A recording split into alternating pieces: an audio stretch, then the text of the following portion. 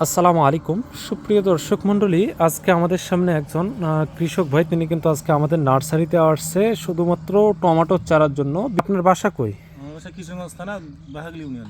কিশোরগঞ্জ থানা, বাহাগলি ইউনিয়ন। আপনি কি জাতের টমেটোর চারা নিলেন? এটা বিপুল প্লাস সিনজেন্টা কোম্পানি। সিনজেন্টা কোম্পানির বিপুল প্লাস চারা নিচ্ছে। চারাগুলোর কোয়ালিটি কেমন? চারাগুলো কোয়ালিটি মোটামুটি ভালো। মোটামুটি আলহামদুলিল্লাহ খুব ভালো। আসলেই চারাগুলো কিন্তু খুব ভালো, শিকড় কিন্তু পর্যাপ্ত পরিমাণ, এবং কোনোটা কিন্তু সেল কিন্তু আমাদের ভাঙে নাই। না না, কোনো সেলেই কিন্তু আমাদের ভাঙে নাই, এবং চারাগুলোর কোয়ালিটি কিন্তু অত্যন্ত সুন্দর। এ চারাটা কি মানে এর আগে কি আপনি নার্সারি থেকে চারা ক্রয় করেছিলেন? হ্যাঁ, এর আগে করছিলাম। চারা কি নার্সারির চারা কি মারা যায়? না, মারা যায় না। নার্সারির চারা মারা যায় না।